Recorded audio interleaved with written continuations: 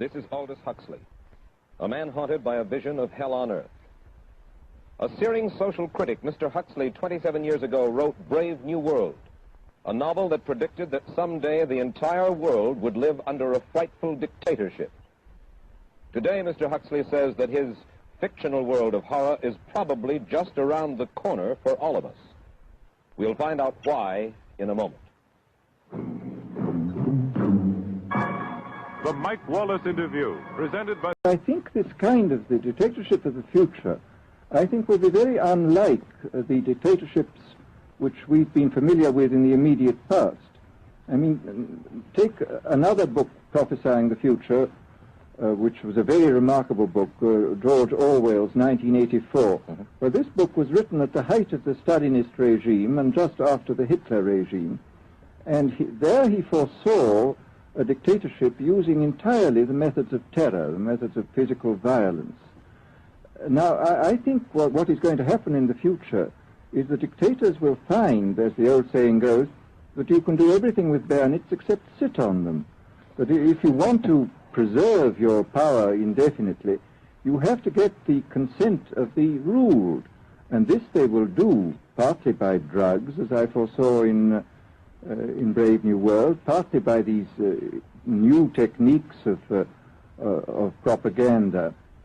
They will do it by bypassing the sort of rational side of man and appealing to his subconscious and his deeper emotions and his physiology even, and so making him actually love his slavery. I mean, I think this is the danger, that actually people may be in some ways happy under the new regime, but they will be happy in a situation where they oughtn't to be happy. But let me ask, in regard to advertising, which you mentioned just a little ago, in your writing, particularly in Enemies of Freedom, you attack Madison Avenue, which controls most of our television and radio advertising, newspaper advertising, and so forth. Why do you consistently attack the advertising agency? Well, no, I think that advertisement plays a very necessary role, but the danger, it seems to me, in a democracy is this. I mean, what does a democracy depend on? A democracy depends on the individual voter making an intelligent and rational choice for what he regards as his enlightened self-interest in any given circumstance. But what these people are doing, I mean, what both for their particular purposes, for selling goods, and the dictatorial propagandists are doing, is to try to bypass the rational side of man and to appeal directly to these unconscious forces below the surface, so that you are, in a way, making nonsense of the whole democratic procedure, which is based on conscious choice on rational grounds. Of course. Now, could you spell out the connection, or how do you feel that you have done so sufficiently? Well, I mean, here, this whole question of children, I think, is a terribly important one, because children are quite clearly much more suggestible than the average grown-up. And again, suppose that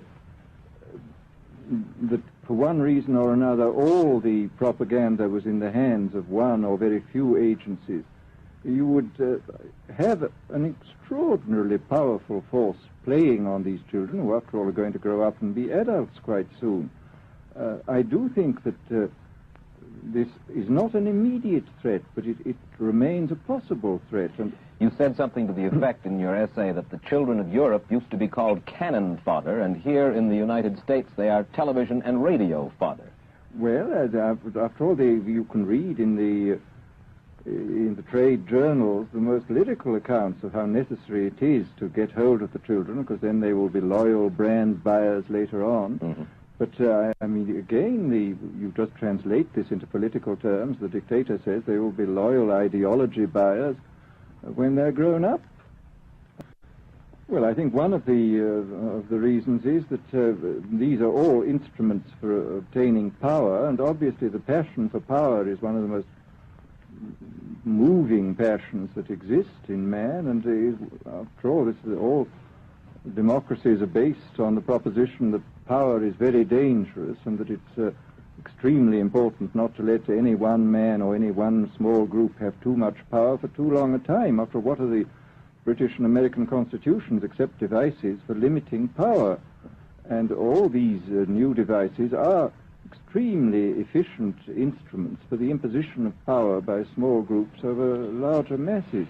Well, of accelerating overpopulation, of accelerating overorganization, and ever more efficient means of mass communication, how can we preserve the integrity and reassert the value of the human individual?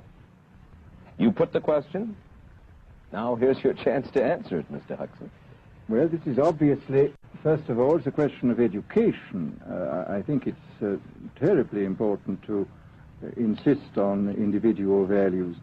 I mean, there is a tendency, as you probably read a book by White, The Organization Man, a very interesting and valuable book, I think, where he speaks about the new type of group morality, group ethic, which speaks about the group as though the group was somehow more important than the individual. But this seems, as far as I'm concerned, to be in contradiction with what we know about the genetical makeup of human beings, that every human being is unique. And it is, of course, on this genetical basis that the whole idea of the value of freedom is based. And I think it's extremely important for us to stress this in all our educational life. And I would say it's also very important to teach people to be on their guard against the sort of verbal booby traps into which they're always being led, to analyze the kind of things that are said to them. Well, I think there is this whole educational side, and I think there are many more things that one could do to strengthen people and to make them more aware of what was being done. You're a prophet of population work to diminish our freedoms. Well, in a number of ways. I mean, the experts in the field, like Harrison Brown, for example, pointed out that in the underdeveloped countries, actually the standard of living is at present falling, that people have less to eat and less goods per capita than they had 50 years ago. And as the position of these countries, the economic position, becomes more and more precarious, obviously the central government has to take over more and more responsibility for keeping the ship of state on an even keel. And then, of course, you're likely to get social unrest under such conditions, with, again, an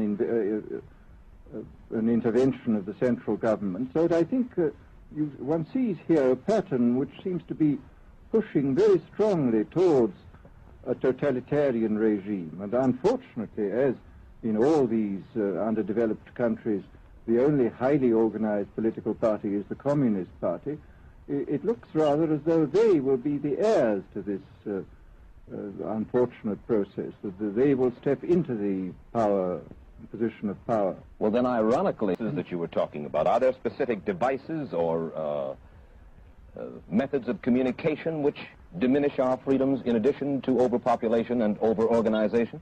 Well, there are certainly devices which can be used in this way. I mean, let us take, after all, a piece of very recent and very painful history is the propaganda used by Hitler, which was incredibly effective. I mean, what were Hitler's methods? Hitler used terror on the one kind, brute force on the one hand, but he also used a very efficient form of propaganda, which he was using every modern device at that time. He didn't have TV, but he had the radio, which he used to the fullest extent, and was able to impose his will on an immense mass of people. I mean, the Germans were a highly educated people.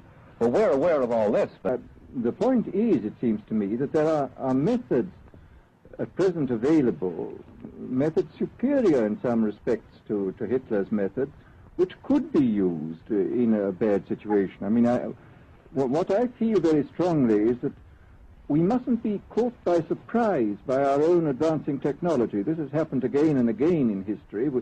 Technology has advanced, and this changes social conditions, and suddenly people have found themselves in a situation which they didn't foresee and doing all sorts of things they didn't really want to do. Well, now, at present, the television, I think, is being used quite harmlessly. I would feel it's being used too much to distract everybody all the time. But, I mean, imagine, which must be the situation in all communist countries, where the television, where it exists, is always saying the same thing the whole time, is always driving along. It's not creating a wide front of distraction. It's creating a one-pointed drumming in of a single idea all the time. It's obviously an immensely powerful instrument.